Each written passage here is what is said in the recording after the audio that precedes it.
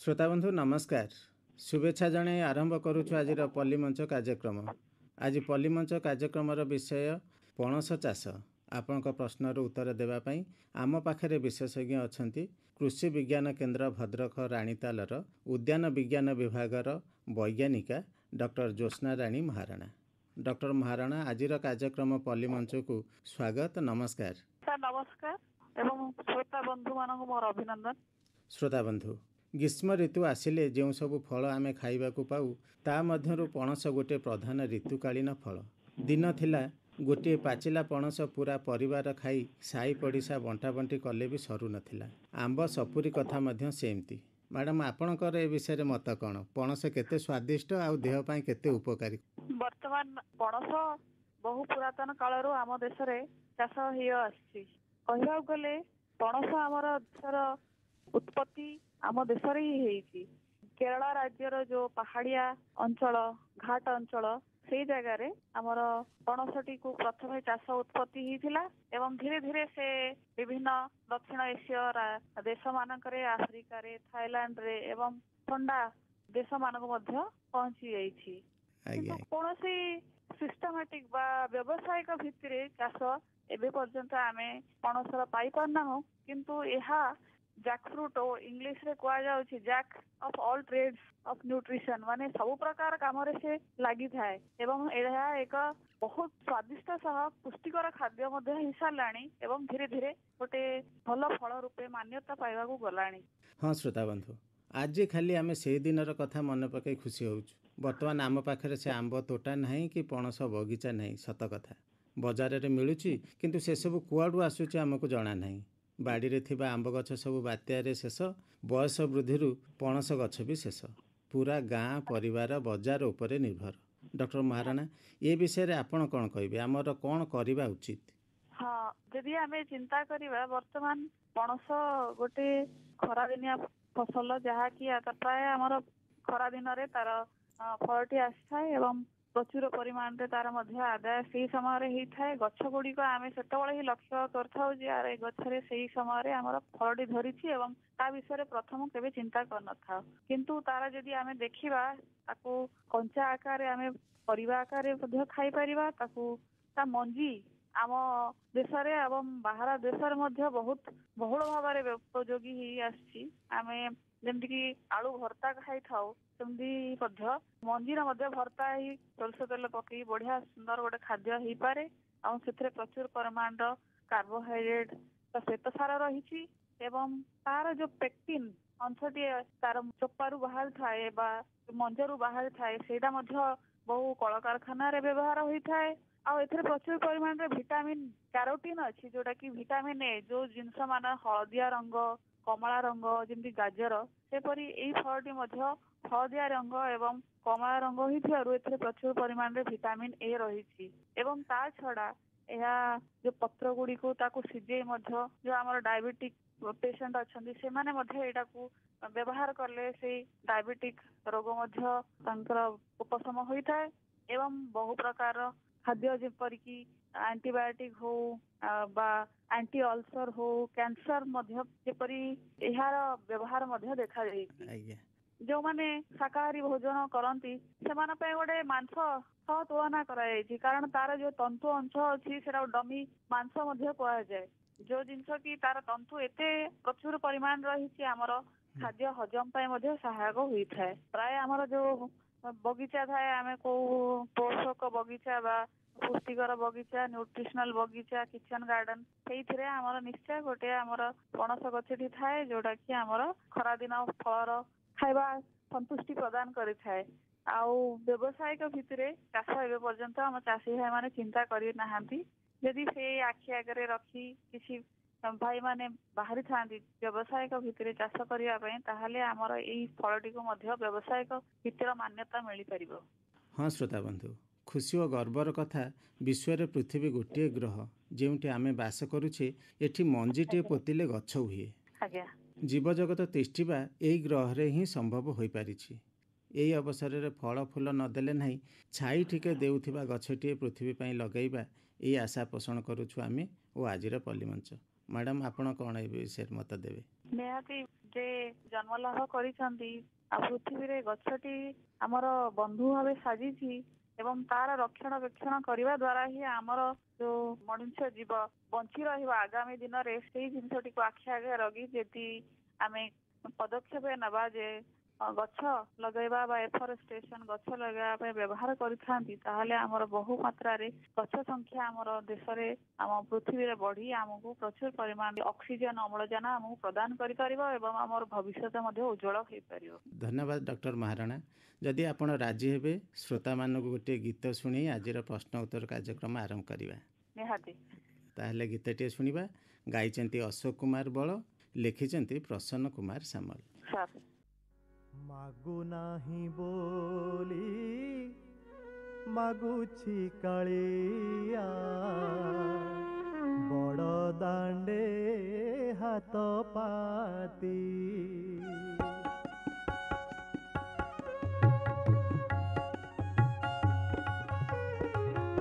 ମାଗୁ ନାହିଁ ବୋଲି ମାଗୁଛି କାଳିଆ ବଡ଼ ଦାଣ୍ଡେ ହାତ ପାତି ଯାଚି ଦେଲେ କିବା ସରିଯିବ ତୋର ଭଣ୍ଡାରୁ ଧନ ସମ୍ପତ୍ତି ମାଗୁ ନାହିଁ ବୋଲି ମାଗୁଛି କାଳିଆ ବଡ଼ ଦାଣ୍ଡେ ହାତ ପାତି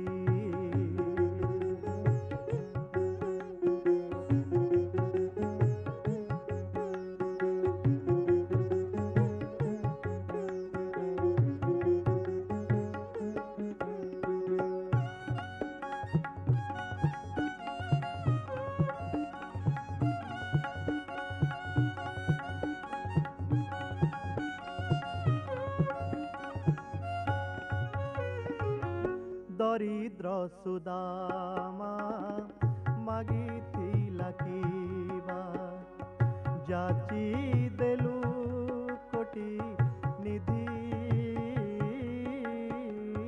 ବନ୍ଧୁ ମହାନ୍ତିଙ୍କୁ ସୁନା ଥାଳି ଭୋଗ ଅର ପିଲା ଦାସ ରଥି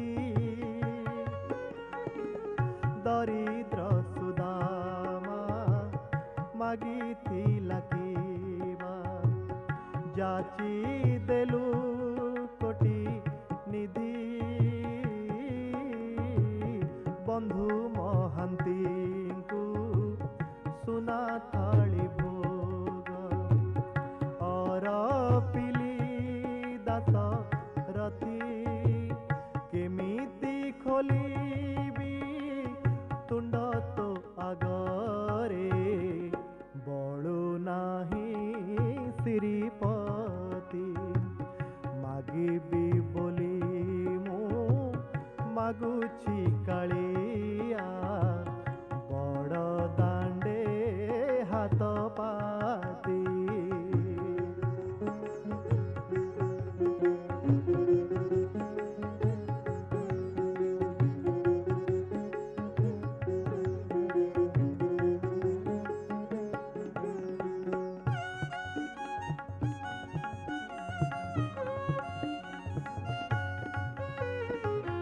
तो चौका आखिरे देखी दे देखिले दिन थाऊ हेब राती अंतर्जामी नाथ जानी न जानिले लिभि जीव संजबती तो चौका आखिरे देखी न देखिले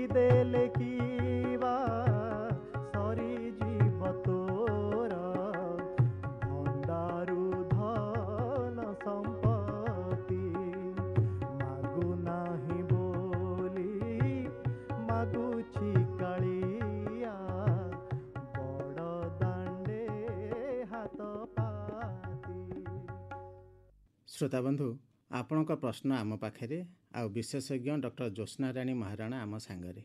ତେବେ ଦେଖିବା ଆଜିର ପ୍ରଥମ ପ୍ରଶ୍ନ କିଏ ଲେଖିଛନ୍ତି ଆଉ ତାଙ୍କର ପ୍ରଶ୍ନ କ'ଣ ରହିଛି। ପ୍ରଫୁଲ୍ଲ କୁମାର ପଣ୍ଡା ମିଟୁଆଣୀ, ବାରବାଟୀ, ଖଣ୍ଡପଡ଼ା, ନୟାଗଡ଼। ତାଙ୍କର ପ୍ରଶ୍ନ ରହିଛି ମ୍ୟାଡ଼ାମ୍, ଆଜ୍ଞା ପଣସ ଗଛରେ ଅନେକ କଷି ଆସୁଛି, ହେଲେ କଳା ପଡ଼ି ଖସି ପଡ଼ୁଛି, ଗଛରେ ଫଳ ରହୁନାହିଁ। ଗଛ ମୂଳରେ ବୋରାକ୍ସ ପଟାସ ଦେଇଥିଲେ, ଏବେ କ'ଣ କରାଯିବ, ତାର ପ୍ରତିକାର କେମିତି କରାଯାଇପାରିବ? ପ୍ରଫୁଲ୍ଲ ଭାଇ, ଆପଣଙ୍କର ପଣସ ଗଛ ଅଛି ସେଇ ପାଇଁ ଭାରି ଅଭିନନ୍ଦନ ଏବଂ ଆପଣ ତାର ଯତ୍ନ ନେଇଛନ୍ତି। ପୋଟାସ ଏବଂ ବୋରନ ଦେଇ ମଧ୍ୟ ସେଇ ପାଇଁ ମୁଁ ଖୁସି।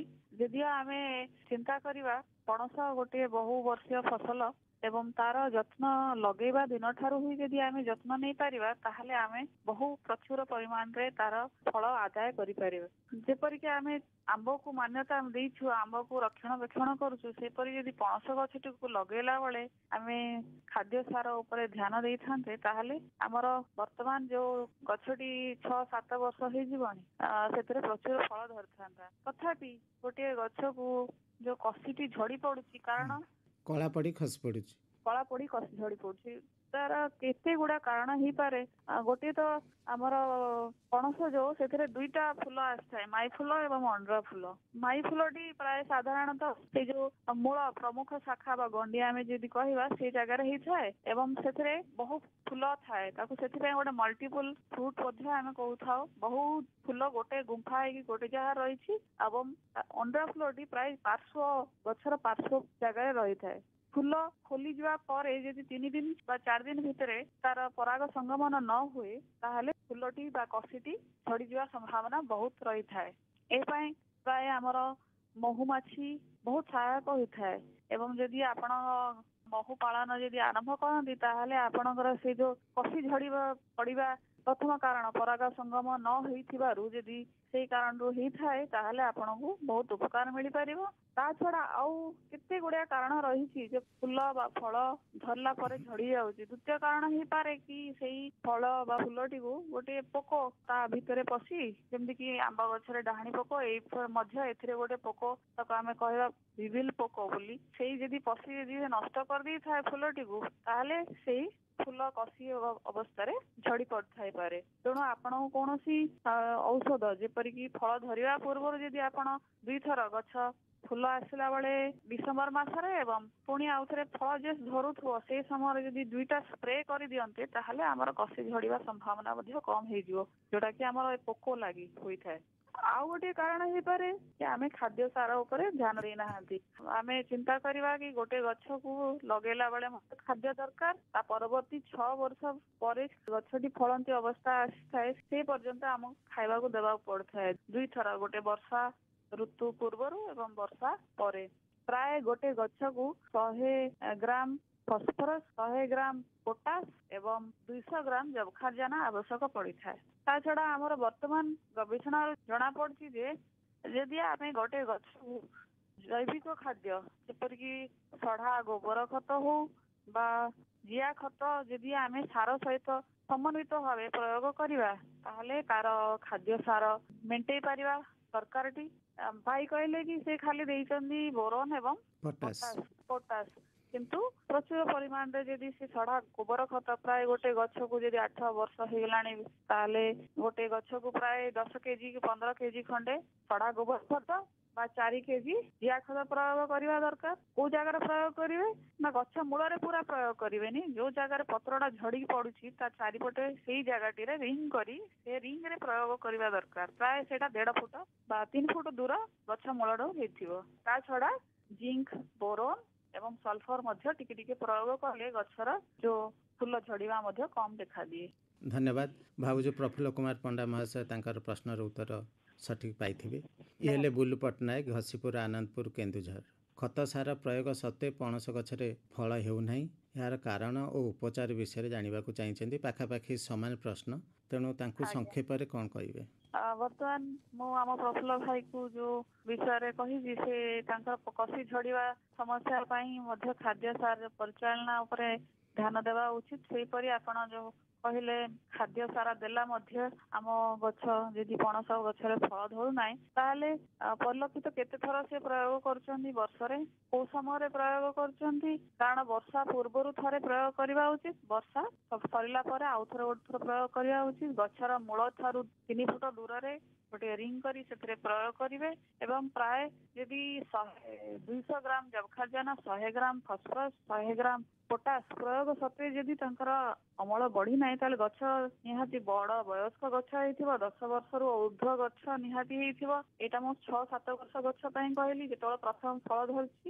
ବର୍ତ୍ତମାନ ଯଦି ତାଙ୍କ ଗଛ 10-12 ବର୍ଷ ଗଛ ହେଇଗଲାଣି ତାଙ୍କର ସାର ପ୍ରୟୋଗ ମାତ୍ରା ମଧ୍ୟ ବଢେଇ ପାରିବେ। 500 ଗ୍ରାମ ପର୍ଯ୍ୟନ୍ତ ଯବକ୍ଷାରଜାନ, 300 ଗ୍ରାମ ପର୍ଯ୍ୟନ୍ତ ଫସଫରସ୍ ଏବଂ 300 ଗ୍ରାମ ପର୍ଯ୍ୟନ୍ତ ପୋଟାସ ପ୍ରୟୋଗ ସହ ଜିଙ୍କ 24 ଗ୍ରାମ ପ୍ରତି ଗଛକୁ ଏବଂ ବୋରନ୍ 15 ଗ୍ରାମ ବୋରାକ୍ସ ଯୋଉ ମାର୍କେଟରେ ମିଳୁଛି ସେଇଟା ପ୍ରତି ଗଛକୁ ପ୍ରୟୋଗ କରିବା ସହ ସେମାନେ ଜିଆ ଖତ 4 କେଜି ପ୍ରତି ଗଛକୁ ଯଦି ପ୍ରୟୋଗ କରିବେ ନିହାତି ଭାବୁଛି ତାଙ୍କର ଗଛରେ ଫଳ ପ୍ରଚୁର ଧରିବ ଏବଂ ଅମଳ ମଧ୍ୟ ଭଲ ମିଳିବ। ରମେଶ ଚନ୍ଦ୍ର ବେହେରା, ଆୟତପୁର, କିଶନନଗର, କଟକ। ତାଙ୍କର ପ୍ରଶ୍ନ ହେଉଛି ବ୍ୟବସାୟିକ ଭିତ୍ତିରେ ପଣସ ଚାଷ ପାଇଁ କି ଦିଗ ପ୍ରତି ବିଶେଷ ଗୁରୁତ୍ୱ ଦେବେ ଆଉ ପଣସ ଚାରା ପ୍ରସ୍ତୁତ କିପରି କରାଯାଇପାରିବ ସେ ବିଷୟରେ ଜାଣିବାକୁ ଚାହିଁଛି। ଆମ ଭାଇ ତ ବହୁତ ବିଶାଳ ପ୍ରଶ୍ନରେ ସମାହିତ କରିଦେଇଛନ୍ତି। ବର୍ତ୍ତମାନ ପଣସକୁ ଗୋଟେ ଆମେ ଯଦି ବ୍ୟବସାୟିକ ଭିତ୍ତିରେ ଚାଷ କରିବାକୁ ଯିବା ତାହେଲେ ଆମକୁ ବିଭିନ୍ନ ଦିଗ ପ୍ରତି ଧ୍ୟାନ ଦେବାକୁ ପଡିବ। ଯେପରିକି ଯେମିତି ଆମକୁ ତାର ଜଳବାୟୁ, କେଉଁ ଜଳବାୟୁରେ ହଉଛି, କେଉଁ ମାଟିରେ ହଉଛି, କିପରି ତାର ଚାରା ବା ବଂଶ ବିସ୍ତାର ହଉଛି ଏବଂ ତାର ଖାଦ୍ୟ ସାର ପରିଚାଳନା ଏଇ ସବୁ ପ୍ରତି ଗୁରୁତ୍ୱ ଦେବାକୁ ପଡିବ। ଯେପରିକି ଯଦି ଆମେ ଚିନ୍ତା କରିବା ଯେ ମାଟିରେ ଏଇଟା ଭଲ ହେଇଥାଏ, ଆମର ପଣସ ଚାଷ ଭଲ ହେଇଥାଏ ନିହାତି ଗୋଟେ ଭଲ ଭାବେ ନିଗିଡା ଏବଂ ଉର୍ବର ମାଟି। ସାଧାରଣତଃ ଆପଣ ମାନେ ଦେଖିଥିବେ ପଣସକୁ ଆମେ ପାହାଡିଆ ଅଞ୍ଚଳରେ ବା ବୃଷ୍ଟିପୃଷ୍ଟ ଅଞ୍ଚଳରେ ଚାଷ କରିଥାଉ। ଘର ଅଗଣାରେ ମଧ୍ୟ ଯଦିଓ ଥାଏ ସେଇ କୌଣସି କୋଣରେ ଥାଏ ଏବଂ ତାକୁ କେବେ ଆମେ ତାକୁ ସାର ପ୍ରୟୋଗ ବା ଖତ ସାର ପ୍ରୟୋଗ ଉପରେ ଧ୍ୟାନ ଦେଇ ପାରିନଥାଉ। ସେହିପରି ଆମ ରୋଡ କଡରେ ମଧ୍ୟ ଥାଏ। ତାହେଲେ ଆପଣ ପରିଲକ୍ଷିତ କରିଥିବେ ସେଗୁଡା ବ୍ୟବସାୟିକ ଭିତ୍ତିରେ ଯିବ ନାହିଁ। ବ୍ୟବସାୟିକ ଭିତ୍ତିରେ ଯିବାକୁ ହେଲେ ତାକୁ ଠିକ ଭାବରେ ରକ୍ଷଣାବେକ୍ଷଣ କରିବାକୁ ପଡିବ। ଗୋଟେ ଭଲ ନିଗିଡା ଦୋରସା ମାଟି ଏବଂ ତାର pH ପ୍ରାୟ 5.5 ରହିବା ପ୍ରତିଶତ ନୁହେଁ 5.5 ରହିବା ଉଚିତ। ସେଇ ପାଇଁ ଯଦି ସେ ଅମ୍ଳ ମାଟି ହେଇଥାଏ ତାକୁ ସେଥିରେ ଆମର ଲାଇମ ପ୍ରୟୋଗ ଚୂନ ପ୍ରୟୋଗ କରିବା ଉଚିତ। ଯଦି ଖାରିଆ ମାଟି ହେଇଛି ଜିପ୍ସମ ପ୍ରୟୋଗ କରିବା ଉଚିତ। ତା ଛଡା ଯେତେବେଳେ ପ୍ରାୟ ବର୍ଷା ଋତୁ ପୂର୍ବରୁ 1 ମିଟର ଚଉଡା, 1 ମିଟର ଗଭୀର, 1 ମିଟର ଲମ୍ବ ଗୋଟେ ଗାତ ପ୍ରାୟ 9 ମିଟର ଧାଡିକୁ ଧାଡି 9 ମିଟର ଗଛକୁ ଗଛ ଯଦି ଆମେ ଖୋଳିଦେବା ଏବଂ ପ୍ରାୟ ବର୍ତ୍ତମାନ ପର୍ଯ୍ୟନ୍ତ ମଞ୍ଜି ଦ୍ୱାରା ହିଁ ବଂଶ ବିସ୍ତାର କରାଯାଉଛି। ଗୋଟିଏ ଗାତରେ 2ରୁ 3ଟା ମଞ୍ଜି ପକେଇ ଆମେ ଲଗେଇବା। ଏହା 2ରୁ 3ଟା ମଞ୍ଜି କାହିଁକି ପ୍ରୟୋଗ କରାହୁଏ କାରଣ ମଞ୍ଜି ଗୁଡିକ 15 ଦିନ ଭିତରେ ତାଙ୍କର ଭାଇବିଲିଟି ବା ଜର୍ମିନେସନ କମିଯାଏ। ଯଦି 15 ଦିନ ଭିତରେ ବ୍ୟବହାର ନ କରାହୁଏ ମଞ୍ଜିଟି ତାର ଗ୍ରୋଥ ଦେଖା ଦିଏନି ବା ସେଥିରେ ଜର୍ମିନେସନ ହୁଏ ନାହିଁ। ତେଣୁ ଭଲ ହୃଷ୍ଟପୃଷ୍ଟ ଏବଂ ଭଲ ଗଛର ମଞ୍ଜି ଚୟନ କରି ଲଗେଇବା ଉଚିତ। ଆଉ ଭାଇ ପଚାରିଥିଲେ କି ବଂଶ ବିସ୍ତାର କିପରି ହୁଏ। ନିହାତି ବିଭିନ୍ନ ଦେଶରେ ବିଭିନ୍ନ ପ୍ରକାର ବଂଶ ବିସ୍ତାର ପଦ୍ଧତି ଅବଲମ୍ବନ କରାଯାଇଛି। ଆମ ଦେଶରେ ମଧ୍ୟ ପ୍ରାୟ ଆମର ଦକ୍ଷିଣ ଭାରତରେ କେରଳରେ ବଂଶ ବିସ୍ତାର ଭିନିୟର ଗ୍ରାଫ୍ଟିଂ ଦ୍ୱାରା ହଉଛି। କିନ୍ତୁ ଆମ ବର୍ତ୍ତମାନ ସଫ୍ଟଉଡ ଗ୍ରାଫ୍ଟିଂ ବା ଭି ଗ୍ରାଫ୍ଟିଂ ଯୋଉଟା କି ପ୍ରାୟ ଆପଣ ଦେଖିଥିବେ ଗୋଟିଏ ବର୍ଷିକିଆ ମଞ୍ଜି ଗଛଟି ତାର ବର୍ଷିକିଆ ହେଇଯାଏ। ସେଇଥିରେ ଗୋଟେ ମଝିରେ ଗୋଟେ କଟ୍ ବା କଟା ଯାଇ ସେଥିରେ ଗୋଟେ ଯୋଉ ଭଲ ବିହନ ଆପଣ ଯୋଉଟା ଭଲ ବିହନ ତାକୁ ସେ ଭିତରେ ରଖାଯାଏ। ପ୍ରାୟ 4ରୁ 5 ମାସ ହେଇଥିବା ଭଲ ସିଅନ୍ ତାକୁ କୁହାଯାଏ। ସିଅନ୍ଟି ଆଣି ତାକୁ ଯୋଡ କରାଯାଏ ଏବଂ ସେଇଟାକୁ ଗ୍ରାଫ୍ଟ ପ୍ରସ୍ତୁତ କରି ଯଦି ଆମେ ଲଗେଇବା ତାହେଲେ ଆମର ଯୋଉ ଫଳଟି ହଉଛି ସେଇ ଆମର ଇଚ୍ଛା ଅନୁସାରେ ଯୋଉ କିସମଟି ଦରକାର ଯେମିତିକି ଆମର ଉନ୍ନତ କିସମ ହେଲାଣି। ଆମର ଗୋଟିଏ ଭୁବନେଶ୍ୱରରେ ଗବେଷଣା କେନ୍ଦ୍ର ଅଛି ଯୋଉଟା କି ଆମେ କହୁ ସେଣ୍ଟ୍ରାଲ ହର୍ଟିକଲଚରାଲ ଏକ୍ସପେରିମେଣ୍ଟାଲ ଷ୍ଟେସନ। ସେଇ ଜାଗାରେ ମଧ୍ୟ ପ୍ରାୟ 50ରୁ 60ରୁ ଉର୍ଦ୍ଧ୍ୱ ବିହନ ସଂଗ୍ରହିତ କରାହେଇଗଲାଣି ଏବଂ ସେଇ ଜାଗାରେ ମଧ୍ୟ ଏଇ ବିହନ ଉପଲବ୍ଧ ହଉଛି ଏବଂ ଆମର ହର୍ଟିକଲଚରାଲ ଏକ୍ସପେରିମେଣ୍ଟାଲ ଷ୍ଟେସନ ମଧ୍ୟ ବର୍ତ୍ତମାନ ସେଇ ରକ୍ଷଣାବେକ୍ଷଣ କରି ତାକୁ ମଧ୍ୟ ବ୍ୟବସାୟିକ ଭିତରେ ବିକ୍ରି ଆରମ୍ଭ କଲେଣି। ଆଚ୍ଛା, ଆମର ଯେଉଁ କୃଷି ବିଜ୍ଞାନ କେନ୍ଦ୍ର ସବୁ ଜିଲ୍ଲାରେ ଅଛି ସେଠି ଯୋଗାଯୋଗ କଲେ ଏସବୁ ସହଜରେ ମିଳିପାରିବ କି ଚାରା? ବର୍ତ୍ତମାନ କୃଷି ବିଜ୍ଞାନ କେନ୍ଦ୍ର ଭଲ ବିହନ ମଞ୍ଜି ସଂଗ୍ରହିତ ଆରମ୍ଭ କରୁଛି, ଭଲ ମଞ୍ଜି କିସମ ଗୁଡ଼ିକ ଏବଂ ଗ୍ରାଫ୍ଟିଂ ଆମ୍ବ ଉପରେ ଆରମ୍ଭ କରୁଛି। କିନ୍ତୁ ଆୱାରନେସ୍ କ୍ୟାମ୍ପେନ୍ ଯୋଉ ଟ୍ରେନିଂ ହଉ କେମିତି ଉନ୍ନତ ପ୍ରଣାଳୀରେ ପଣସ ଚାଷ ହଉ ବା ତାର ଉନ୍ନତ ବିହନ କ'ଣ, ଉନ୍ନତ କିସମ କୋଉ ଜାଗାରୁ ଆରମ୍ଭ ହବ ଏବଂ ତାର ବଂଶ ବିସ୍ତାର ପଦ୍ଧତି ଯେମିତି ଗ୍ରାଫ୍ଟିଂ ତା ଉପରେ ସଚେତନତା ନିହାତି ଆରମ୍ଭ କରିଦେଲାଣି ଏବଂ ଆଜ୍ଞା ଭଲ ଭଲ କିସମର ମଞ୍ଜି ମଧ୍ୟ ଆଣି ଆମେ ଗୋଟେ ଛୋଟ ବଗିଚା ମଧ୍ୟ ପ୍ରସ୍ତୁତ କରୁଛୁ କି ଚାଷୀ ଭାଇ ମାନେ ଆଣି ଦେଖିପାରିବେ ଯେ ଭଲ ଭଲ ଯୋଉ କିସମ ଗୁଡ଼ିକ ଯୋଉ ପଣସର ଗୋଟେ ଦୁଇଟା କିସମ ଆମ ବଗିଚାରେ ମଧ୍ୟ ଲଗା ହେଇଛି, ତାର ଫଳ ଏବଂ କେମିତି ଫଳ ଧରୁଛି ସେଗୁଡା ମଧ୍ୟ ଦେଖିପାରିବେ ବାহ, ଏବଂ ତା ବିଷୟରେ ତାଲିମ ମଧ୍ୟ ଦିଆଯାଉଛି ଯେ ଭାଇମାନେ କେମିତି ବ୍ୟବସାୟିକ ଭିତରେ ମଧ୍ୟ ଚାଷ କରିପାରିବେ ତା ବିଷୟରେ ମଧ୍ୟ ଆମର ତାଲିମ ଶିବିର ଆୟୋଜନ କରାଯାଉଛି। ଠିକ୍। ଖାଦ୍ୟ ସାର ପରିଚାଳନା, ରୋଗ ପୋକ ପରିଚାଳନା ଏବଂ ତାର ପୋଷ୍ଟ ହାର୍ଭେଷ୍ଟ ବା ଅମଳ ପରବର୍ତ୍ତୀ ଯତ୍ନ ମଧ୍ୟ କେମିତି ନିଆଯିବ ତାପରେ ମଧ୍ୟ ସଚେତନତା ତାଲିମ ଏବଂ ଟ୍ରାଏଲ ମଧ୍ୟ କରାଯାଉଛି। ଆଜ୍ଞା ନିହାତି ଭାଇମାନେ କୁ ଆମେ ସାହାଯ୍ୟ ବା ଆମେ କୌଣସି ମାଧ୍ୟମରେ ଭାଇମାନେ ଉନ୍ନତି କରିବାକୁ ଚାହୁଁଛନ୍ତି, ଆମ ସୌଭାଗ୍ୟ ଆଜି ଆମେ ତାଙ୍କୁ ମାର୍ଗଦର୍ଶନ କରିପାରିବୁ ସାର୍। ଧନ୍ୟବାଦ। ଏଇଠି ଆପଣ ବ୍ୟବସାୟିକ ଭିତରେ ଆମେ ପଣସ ବଗିଚା କରିବା ବିଷୟରେ କହିଲେ, କିନ୍ତୁ ବର୍ତ୍ତମାନ ସମୟ ହେଉଛି ସମନ୍ୱିତ ଚାଷ ପଦ୍ଧତି। ଯଦି ଜଣେ ପଣସ ବଗିଚାଟି ତିଆରି କଲା ସେଥିରେ ସମନ୍ୱିତ ଚାଷ କ'ଣ କରାଯାଇପାରିବ ଏ ବିଷୟରେ ଟିକେ ଧାରଣା ଦେବେ କି? ବର୍ତ୍ତମାନ ପଣସ ଗୋଟେ ବହୁ ବର୍ଷୀୟ ଫସଲ, ହଁ ଗଛଟି ଲଗେଇଦେଲେ 8 ମିଟର 8 ମିଟର 9 ମିଟରରୁ 9 ମିଟର ଯଦି ଗଛ ହେଇଥିବ 8 ମିଟର ବା 6 ମିଟର ଦୂରତାରେ ଲଗେଇବା ଉଚିତ, 6 ମିଟରରୁ 7.5 ମିଟର ଦୂରତାରେ ଲଗେଇବା ଉଚିତ। ଆଉ ଯଦି ମଞ୍ଜି ଦ୍ଵାରା ବଂଶ ବିସ୍ତାର କରିଥାଉ ତାହେଲେ 7.5ରୁ 9 ମିଟର ବ୍ୟବଧାନରେ ଲଗେଇବା ଉଚିତ, କାରଣ ସେ ବହୁତ ବଡ ଗଛ ହବ। ସେ ପାଇଁ ସେ ମଝି ଜାଗାଟା ସେଇଟା ପ୍ରାୟ 3-4 ବର୍ଷ ପର୍ଯ୍ୟନ୍ତ ଖାଲି ପଡିଥାଏ ଏବଂ ଚାଷୀ ଭାଇ ପ୍ରାୟ 60-70 ହଜାର ଟଙ୍କା ଖର୍ଚ୍ଚ କରିଦିଅନ୍ତି, କିନ୍ତୁ ପ୍ରଥମ 3 ବର୍ଷ ପର୍ଯ୍ୟନ୍ତ ତାଙ୍କର କିଛି ଆୟ ଆସିନଥାଏ। ସେଇ ଜାଗାରେ କୌଣସି ପନିପରିବା ଚାଷ ହଉ ବା ଡାଲି ଜାତୀୟ ଫସଲ ଯେପରିକି ଝୁଡୁଙ୍ଗ ହଉ ବା ହରଡ଼ ଚାଷ କରିବା ଦ୍ୱାରା ସେମାନଙ୍କୁ ପ୍ରଥମ 3 ବର୍ଷରେ ଅଧିକା ଆମଦାନୀଟି ପାଇପାରିବେ, ଯାହାକି ଖାଲି ପଡିବା ଦ୍ୱାରା ଜାଗାଟି ଅନାବନା ଘାସରେ ଭର୍ତ୍ତି ହେଇଯାଏ। କିନ୍ତୁ ଚାଷ କରିବା ଦ୍ୱାରା ସେ ଜାଗାଟି ସଫା ସୁତୁରା ରହିବ ଏବଂ ରୋଗ ପୋକ ଯୋଉ ଅଣ୍ଡା ଆସି ଦେଇଥାନ୍ତି ପୋକମାନେ ସେଇଥିରୁ ମଧ୍ୟ ବଞ୍ଚି ପାରିବେ। ତା ଛଡା ଯୋଉ ଡାଲି ଜାତୀୟ ଫସଲ ଚାଷ କରିବା ଦ୍ୱାରା ଆମକୁ ଅଧିକା ଜବକ୍ଷାରଜାନ ମଧ୍ୟ ଆମ ମାଟିରେ ଆସିଥାଏ, ଯୋଉଟା କି ପ୍ରାୟ 25% ଜବକ୍ଷାରଜାନ ମାଟି ଭିତରକୁ ସେ ଡାଲି ଜାତୀୟ ଫସଲ ଗଣ୍ଠିରେ ଯୋଉ ବ୍ୟାକ୍ଟେରିଆ ଅଛନ୍ତି ସେମାନେ ଫିକ୍ସ କରିପାରିଥାନ୍ତି, ଯୋଉକି ଆମର ମୁଖ୍ୟ ଫସଲକୁ ମଧ୍ୟ ସହାୟକ ହୋଇଥାଏ। ଧନ୍ୟବାଦ ଡକ୍ଟର ମହାରାଣା। ଶେଷରେ ଆକାଶବାଣୀର ଶ୍ରୋତା ବିଶେଷ କରି ଏହି କାର୍ଯ୍ୟକ୍ରମ ଶୁଣିଥିବା ଚାଷୀ ଭାଇ ଭଉଣୀମାନଙ୍କୁ ଆପଣ କ'ଣ କହିବେ? ବର୍ତ୍ତମାନ ଭାଇମାନେ ଆମର ପଣସ ଚାଷ ଉପରେ ବେଶ ତାଙ୍କର ଇଚ୍ଛା ଆଗ୍ରହ ପ୍ରକାଶ ପାଇଲାଣି। ଯଦି ସେ ବ୍ୟବସାୟିକ ଭିତରେ ନ ହଉ ପଛେ କିନ୍ତୁ ନିଜର ପୁଷ୍ଟିକର ବଗିଚା ବା ପଛପଟେ ଘର ଅଗଣାର ବଗିଚା ମଧ୍ୟ 1-2ଟା ଗଛ ଲଗେଇ ତାର ଠିକ ଭାବେ ରକ୍ଷଣାବେକ୍ଷଣ କରିପାରିବେ, ତାହେଲେ ସେଇ ଗଛଠୁ ମଧ୍ୟ ପ୍ରାୟ 50 କେଜିରୁ 70 କେଜି ମଧ୍ୟ ଆମର ଫଳ ଧରିବା କ୍ଷମତା ରହିଛି। ଏବଂ ସେଇ ଯୋଉ ଫଳଟିକୁ ଯେତେବେଳେ ମାର୍କେଟରେ ସମସ୍ତେ ଏକା ସାଙ୍ଗରେ ବିକ୍ରି କରିବା ଦ୍ୱାରା ତାଙ୍କୁ କମ ଆମଦାନୀ ମିଳିଥାଏ, ସେ ସମୟରେ ଯଦି ସେ ତାର ଅମଳ ପରବର୍ତ୍ତୀ ଯତ୍ନ ନେଇ ତାକୁ ବିଶେଷ ଭାବରେ ଚିପ୍ସ, କଞ୍ଚା ପଣସରୁ ଚିପ୍ସ ପ୍ରସ୍ତୁତ କରି ବା ତାକୁ କ୍ୟାଣ୍ଡି ଚକୋଲେଟ ଭଳିଆ ମଧ୍ୟ ପ୍ରସ୍ତୁତ କରି ତାକୁ ଚିନିର ସିରପରେ ରଖି ତାକୁ କ୍ୟାଣ୍ଡି ବା କୁହାଯାଏ ଚକୋଲେଟ ଭଳିଆ ଯଦି ଆମର ପଣସ ତିଆରି କରିପାରନ୍ତି ଏବଂ ପାମ୍ପଡ଼ ମଧ୍ୟ ତିଆରି କରିପାରନ୍ତି, ତାହେଲେ ଆମର ଭାଇମାନେ ବେଶ ବା ଆମର ସ୍ୱୟଂ ସହାୟକ ଗୋଷ୍ଠୀର ମା ମାନେ ମଧ୍ୟ ବେଶ ଉପକାର ପାଇପାରିବେ।